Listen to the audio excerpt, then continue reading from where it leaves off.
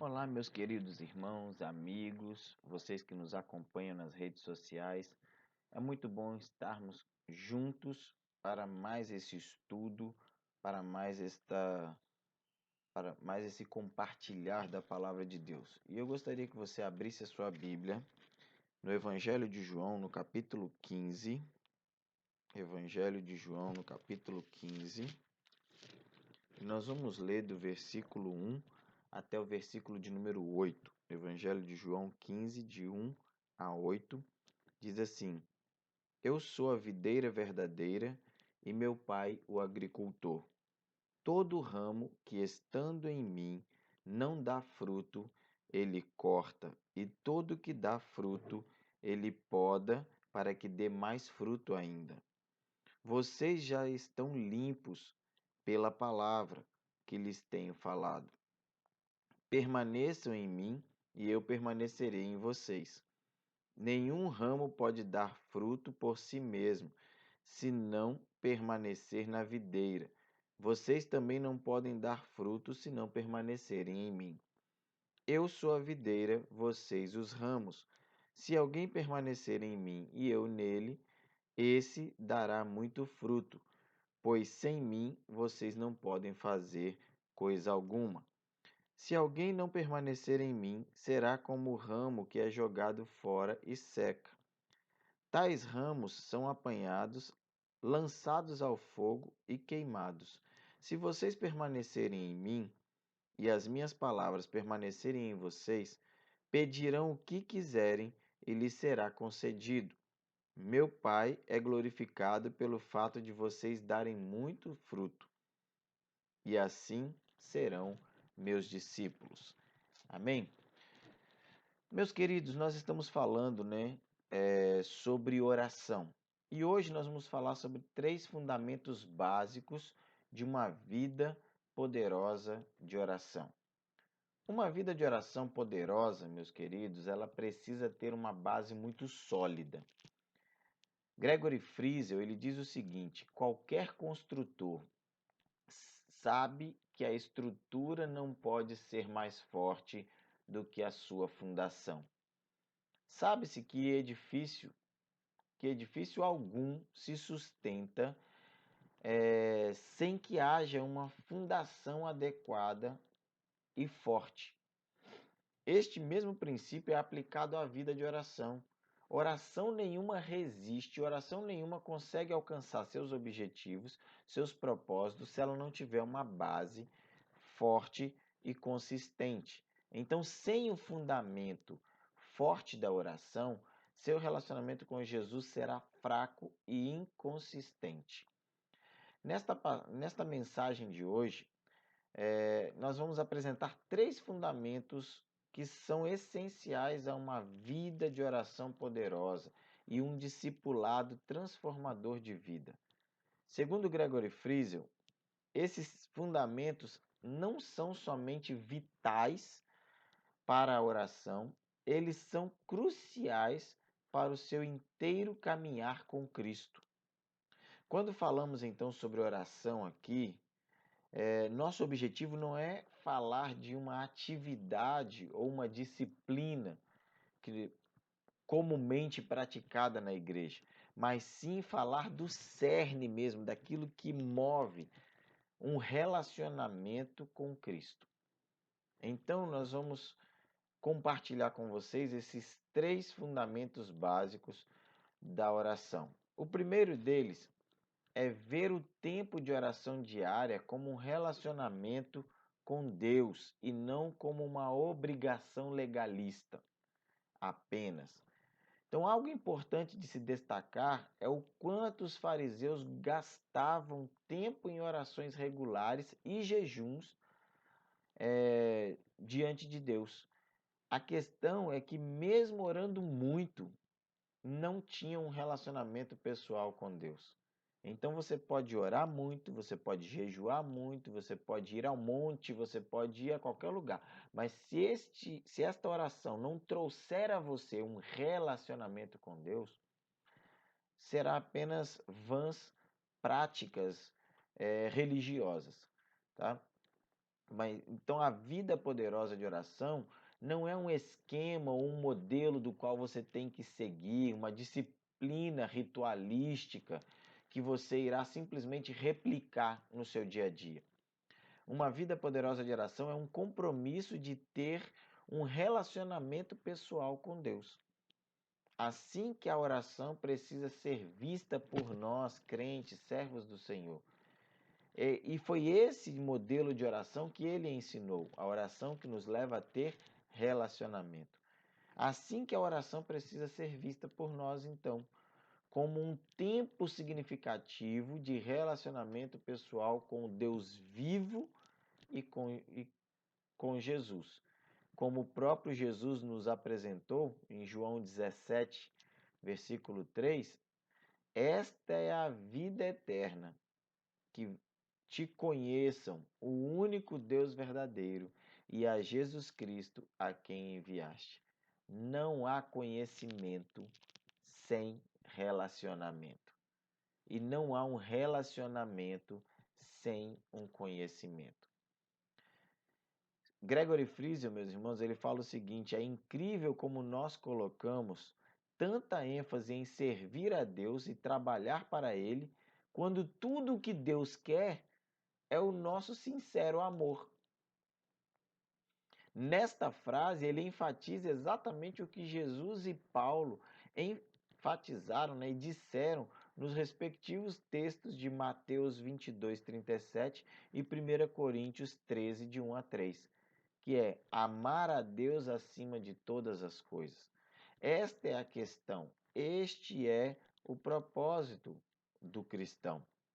Este amor a Deus, meus irmãos, é apresentado o tempo esse amor a Deus é apresentado por nós em forma de tempo gasto com Ele e na presença dele. Se amamos a Deus, o tempo com Ele é o que Ele deseja e o agrada. E isso especialmente na sociedade que nós vivemos hoje, uma sociedade ocupada, uma sociedade assim ativista. Então, Deus ele deseja de nós que nós tenhamos tempo e tempo de qualidade com ele. O que precisamos, meus irmãos, é reaprender a importante lição que a história de Marta e Maria trazem para nós, lá em Lucas capítulo 10, versículos 38 a 43. Nesta história, Marta e Maria se apresentam com práticas muito diferentes em relação ao que importa para Deus. Marta se encontrava tão ocupada em tantos afazeres para agradar Jesus que ficou assim sem tempo para estar com ele e desfrutar de sua presença. Maria, porém, colocou-se sentada, quietinha, na presença de Jesus para ouvi-lo, demonstrando assim qual era a sua prioridade. Depois de algum tempo, Marta se aproximou de Jesus e pediu-lhe que solicitasse a Maria que a ajudasse nos afazeres. Todavia, para a surpresa de Marta, Jesus chamou a sua própria atenção, dizendo-lhe que Maria havia escolhido a melhor parte e que isso nunca, jamais lhe seria tirado. Estamos tão ocupados, meus irmãos, fazendo coisas para Deus. É conferências, é congressos, é cultos, é atividades, é reuniões. Estamos tão preocupados e ocupados fazendo tantas atividades para Deus na igreja e na vida nossa diária que não gastamos tempo com Deus ou gastamos pouco tempo com Deus. E, na verdade, o que Deus quer de nós é exatamente o tempo, tempo de qualidade. O que precisamos entender neste processo todo é que o interesse primordial de Deus, ou seja, o interesse primeiro de Deus, é você e somente você. E depois disso, o seu serviço. Enxergar a oração como um encontro diário e pessoal com Deus é o primeiro fundamento para uma vida poderosa de oração. Então, o segundo fundamento que nós encontramos neste texto, então, da palavra de Deus é fazer um compromisso absoluto, inegociável, de gastar um tempo consistente e significativo a sós com Deus em oração ininterrupta. O que se pode observar, meus irmãos, é que o maior obstáculo para uma vida espiritualmente saudável é a correria frenética da nossa sociedade nos dias de hoje, da sociedade moderna. Infelizmente, os crentes modernos, eles adotaram assim a ideia de que 3 a 4 minutos diários de hora silenciosa é o suficiente para você ter uma vida de oração. Isso quando o fazem. Se equipara então a ter uma vida poderosa de oração. É assim que a sociedade moderna vê. Se eu separo 3, 4 minutos para Deus, eu estou tendo uma vida de relacionamento e de oração poderosa com Deus. E quando nós observamos as práticas de oração de Jesus e dos crentes do Novo Testamento, fica claro que eles gastavam tempo a sós em fervente oração regularmente. Lucas capítulo 6, versículos de 12 a 16, nós vamos ver isso. Lucas 22, de 41 a 44, nós vamos ver isso. Atos 4, de 23 a 31, nós também vamos ver isso. Os maiores servos de Deus gastavam muito tempo em fervente oração diariamente, como diz Gregory Friesen. Vejamos o que disseram então alguns grandes homens de Deus sobre a oração. O primeiro deles, que nós vamos ver agora, é John Bunyan. Ele disse o seguinte: eu posso fazer mais que orar depois de ter orado, mas eu não posso fazer mais que orar até que eu tenha orado. O segundo que nós vamos ver é um homem de oração também, Hudson Taylor, um exemplo para mim de missionário e de vida com Deus. Quando trabalhamos, nós trabalhamos. Quando oramos, Deus trabalha. Outro exemplo de homem de oração é Samuel Chadwick. Ele diz o seguinte: a maior preocupação do diabo é afastar os cristãos da oração. Ele não teme os estudos, nem o trabalho, nem a religião daqueles que não oram. Ele ri de nossa labuta, zomba de nossa sabedoria, mas treme quando nós oramos. Outra pessoa também importantíssima nessa questão da oração é Sidlow Baxter.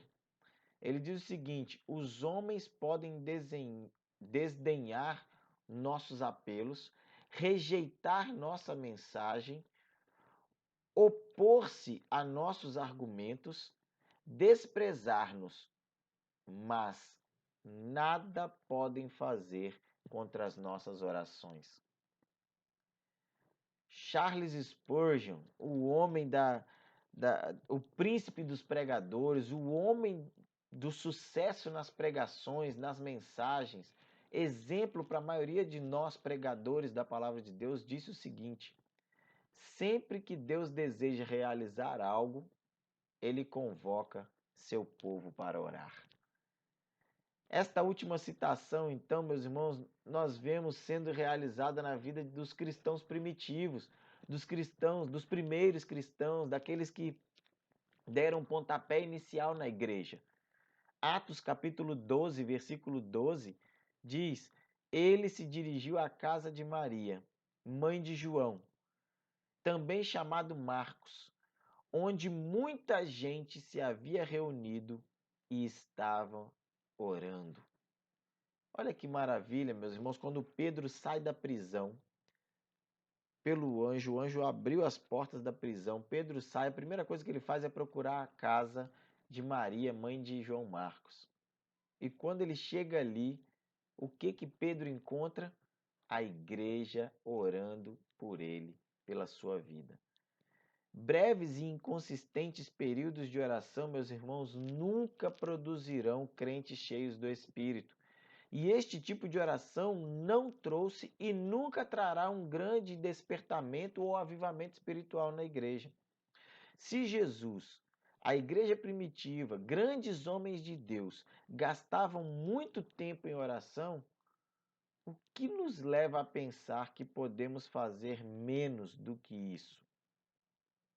O compromisso absoluto e inegociável, ele traz a ênfase de que a oração é a sua maior prioridade para separar tempo, mas por seu compromisso de oração deve ser, mas por que seu compromisso de oração deve ser tão absoluto assim? Para responder essa pergunta, nós vamos considerar três razões principais. Primeira razão, Satanás teme a intercessão. Ele tem medo de quem ora, ele tem medo das orações. Por quê? Ele teme a intercessão mais do que tudo e ele luta contra a oração, porque ele sabe que quando nós oramos, Deus responde e Deus age em favor dos seus. Sendo a oração e as escrituras, meus irmãos, as armas fundamentais do crente, não é de se espantar que Satanás faça tudo para nos manter longe da oração consistente. Gregory Friesel, ele diz o seguinte: se ele não consegue impedir você de orar, ele lutará para que sua oração não seja eficaz. Ou seja, se ele não consegue te impedir de orar, ele vai fazer com que você durma no meio da oração, com que a sua oração seja curta, com o seu tempo de oração com Deus seja insignificante. Ele vai fazer outras coisas, vai gastar outros meios, vai ocupar sua mente com outras coisas. A armadilha de Satanás, meus irmãos, é manter você ocupado com muitas coisas, aparentemente boas. Assim você não terá tempo para aquilo que Deus tem de melhor para você. Então recomendo a leitura de um livro muito bom de Bill Hybels, chamado Ocupado Demais para Deixar de Orar.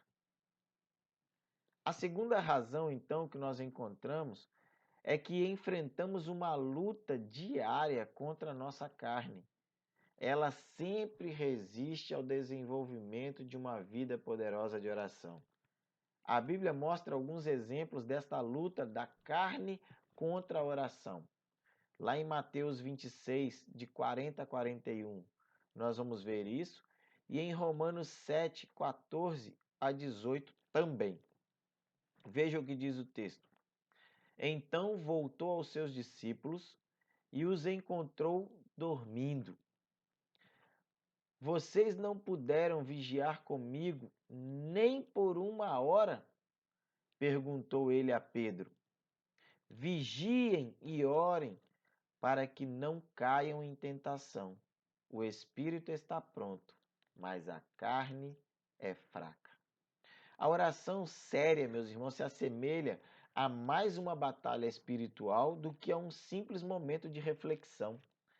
Friesel também diz: a atmosfera demoníaca de nosso planeta resiste ao santo que ora. Por isso é tão importante que tenhamos compromisso absoluto e inegociável em tempo de oração. Uma ilustração interessante sobre esse tempo de qualidade de oração é a que o próprio autor Gregory Friesel ele retrata da sua experiência pessoal. Ele diz o seguinte, que ao ingressar no seminário, ele tinha muitas aulas e trabalhava muitas horas. Apesar do seu horário apertado, ele sabia que Deus o tinha chamado para gastar tempo em oração, diariamente, e para o estudo da palavra.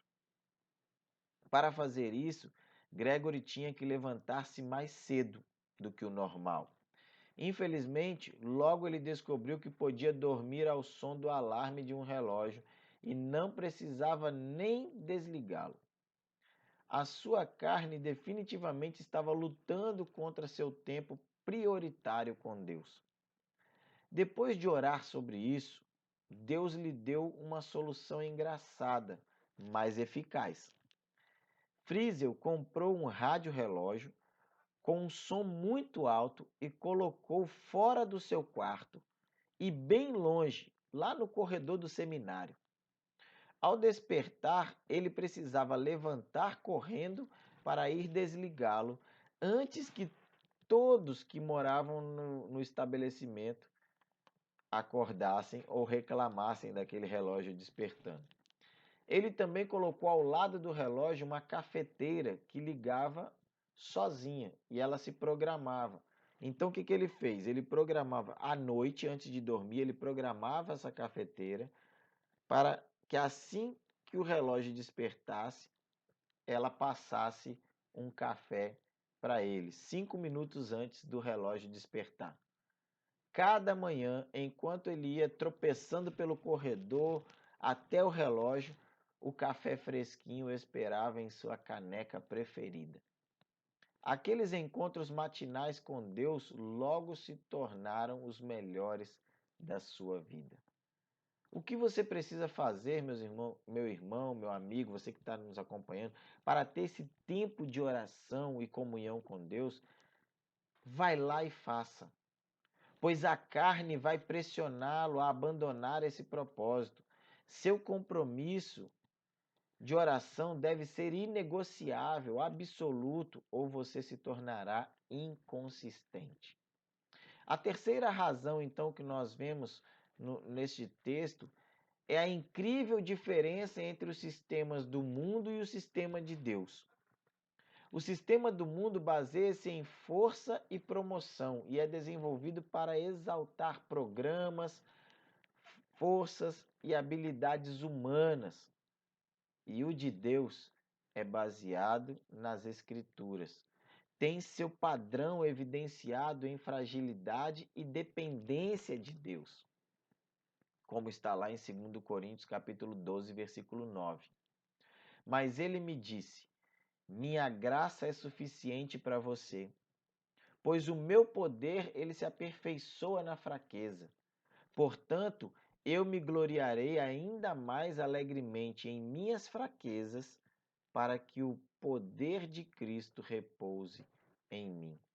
Infelizmente, uma verdadeira vida poderosa de oração não é praticada pela maioria dos crentes, inclusive líderes e pastores. O tempo significativo e consistente é o padrão bíblico mais forte. Mas o que é isso, então? Precisamos entender o que isso significa. Para alguns, retirar 3 ou 4 minutos diários de devocional é ter uma vida poderosa de oração. Na verdade, não é. Neste ponto, Gregory Friesel e Madame Guyon concordam plenamente. Em um tempo tão curto, não há como desenvolver e experimentar os tipos essenciais de oração.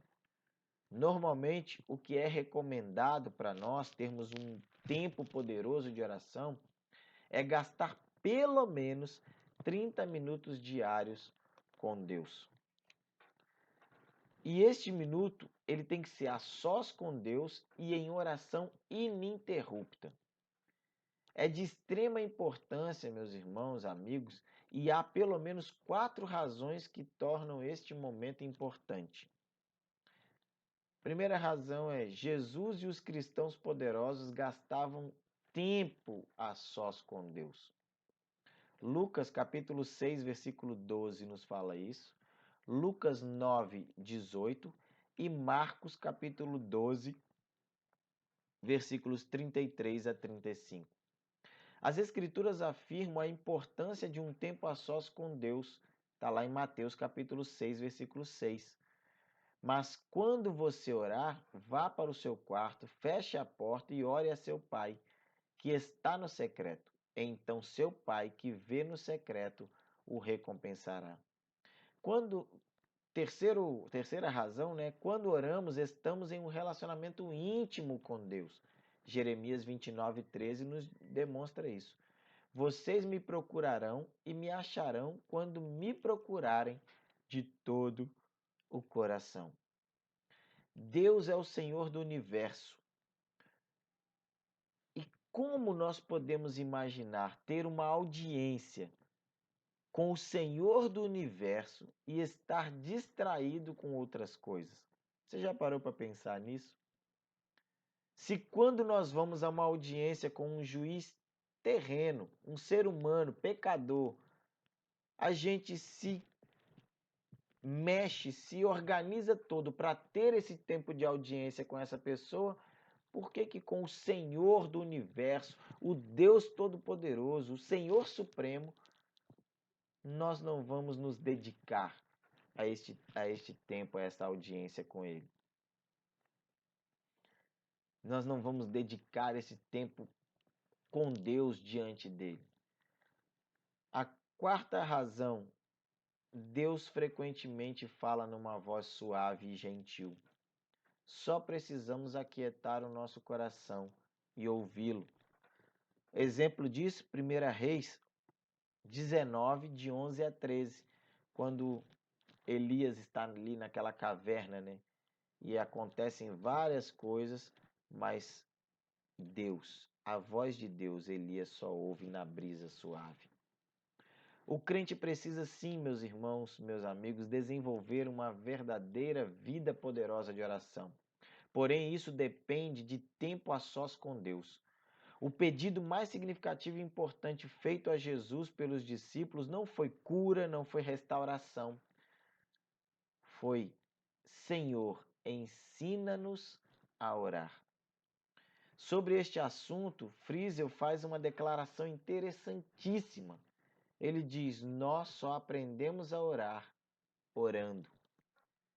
Como é triste, meus irmãos, ouvir de tantos crentes, membros de igrejas, dizerem que não sabem orar, se esquivarem deste momento de oração, deste momento de privilégio, de oportunidade de falar com Deus e estarem a sós com Ele.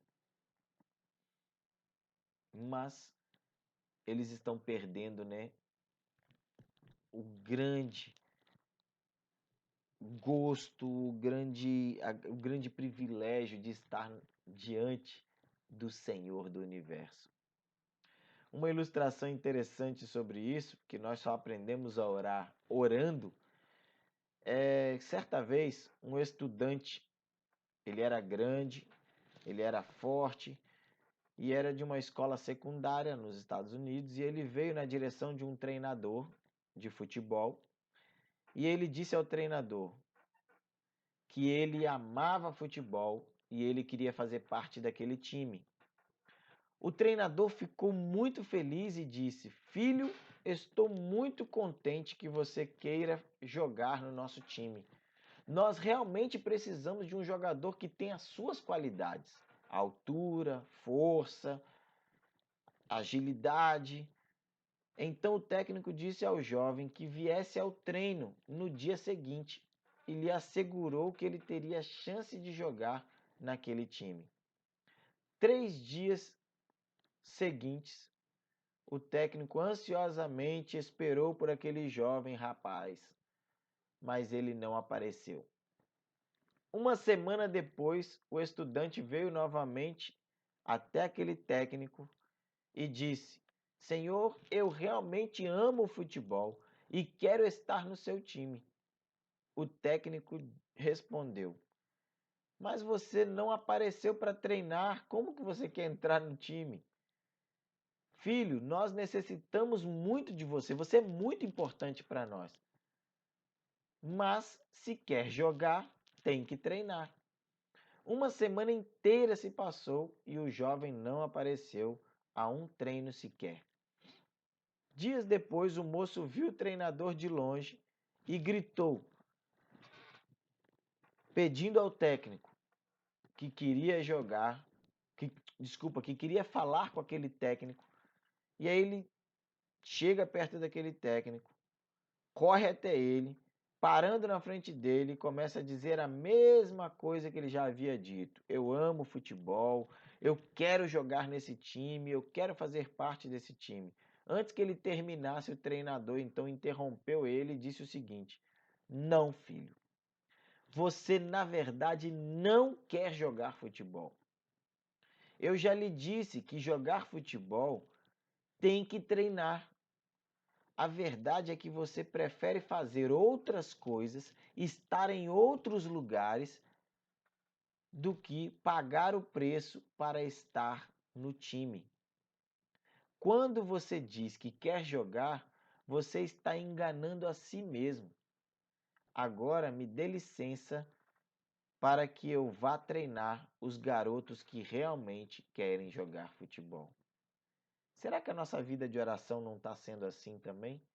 A gente chega diante de Deus, a gente fala que a gente quer ter um relacionamento com Ele, quer ter uma vida com Ele, e aí Deus fala, então vá orar.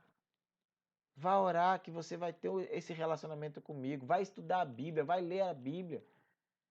E o que que nós fazemos? O mesmo que este jovem. Muitos de nós, meus irmãos, suplicamos a Deus que nos ajude a crescer espiritualmente e que nos use nos trabalhos do seu reino, desejando realmente conhecer o Senhor e ter intimidade com Ele, querendo muito ver um avivamento em nossa vida, igreja e nação, ansiando por ser cheios do Espírito Santo e que assim Ele nos ensine a orar com poder.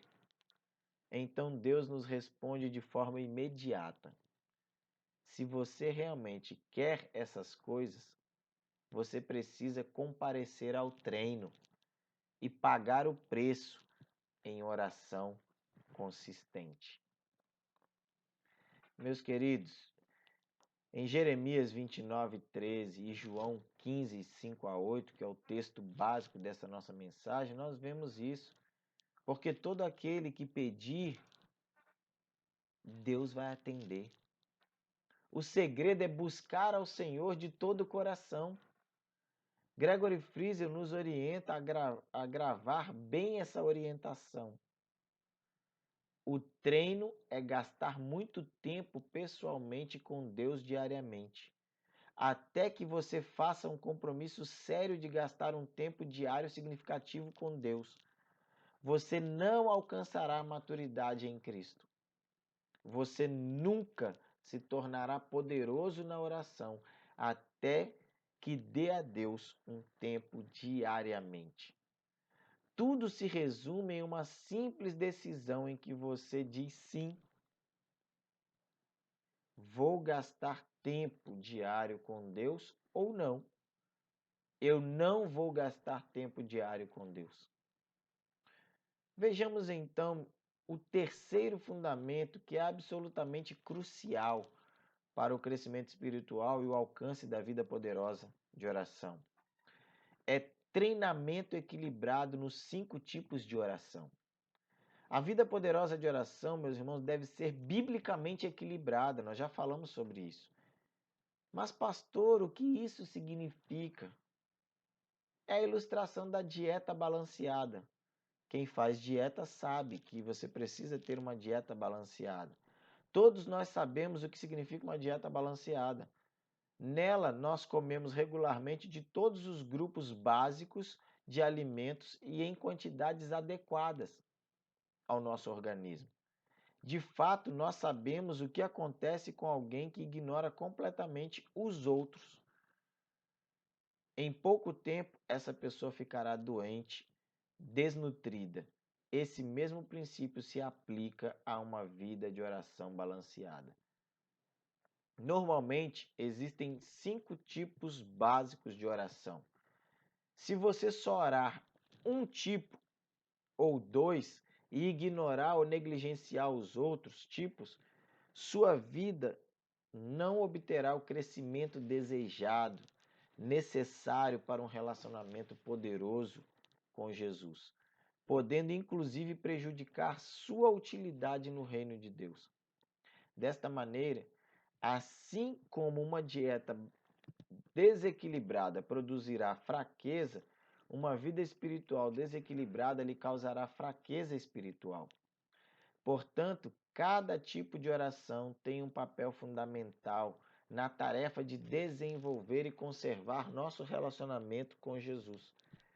Para compreender o que é ter uma vida de oração balanceada, primeiramente devemos nos familiarizar com os diferentes tipos de oração. Embora se possa identificar muitas variações, apenas cinco categorias se apresentam como tipos básicos de oração. E cada uma delas é essencial no desenvolvimento do nosso relacionamento com Deus.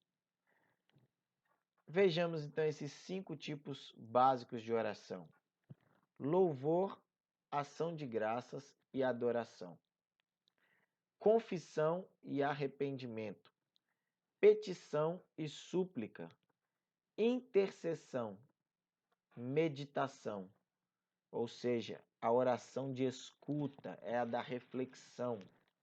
Se negligenciarmos qualquer dos 5 tipos de oração, nosso relacionamento com Deus será limitado. Contudo, ao estarmos em um relacionamento com Deus, podemos entender e experimentar todos os tipos de oração. Concluindo então, meus irmãos, vamos fazer uma recapitulação desse